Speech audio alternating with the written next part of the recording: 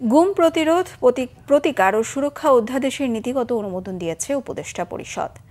বৃহস্পতিবার প্রধান উপদেষ্টা ডক্টর মোহাম্মদ ইউনূসের সভাপতিত্বে উপদেষ্টা পরিষদের বৈঠকে অনুমোদন দেয়া হয়। পরবর্তীতে অধ্যাদেশের খসড়া তৈরির নির্দেশনা দেন প্রধান উপদেষ্টা। এছাড়া চিলাহাটি সহ 3টি স্থলবন্দর বন্ধের অনুমোদন দেয় উপদেষ্টা পরিষদ। আলোচনা হয় প্রকৌশল বিশ্ববিদ্যালয়ের শিক্ষার্থীদের আন্দোলন নিয়েও। প্রধান উপদেষ্টার কার্যালয়ে অনুষ্ঠিত বিনিয়োগ পরিস্থিতি নিয়ে আরেকটি বৈঠক হয়েছে। এতে দেশে বিনিয়োগ হার বৈশ্বিক হারের সাথে সামঞ্জস্যপূর্ণ বলে জানান প্রধান উপদেষ্টার আন্তর্জাতিক বিষয়ক বিশেষ দূত লুৎফে সিদ্দিকী। পরে রাজধানীর ফরেন সার্ভিস একাডেমিতে উপদেষ্টা পরিষদের বৈঠক নিয়ে ব্রিফিং করেন প্রধান উপদেষ্টার প্রেস সচিব শফিকুল আলম। গুমকে সংজ্ঞায়ন সহ চলমান অপরাধ হিসেবে বিবেচনা করে মৃত্যুদণ্ড সহ কঠোর শাস্তির বিধান রাখা হয়েছে।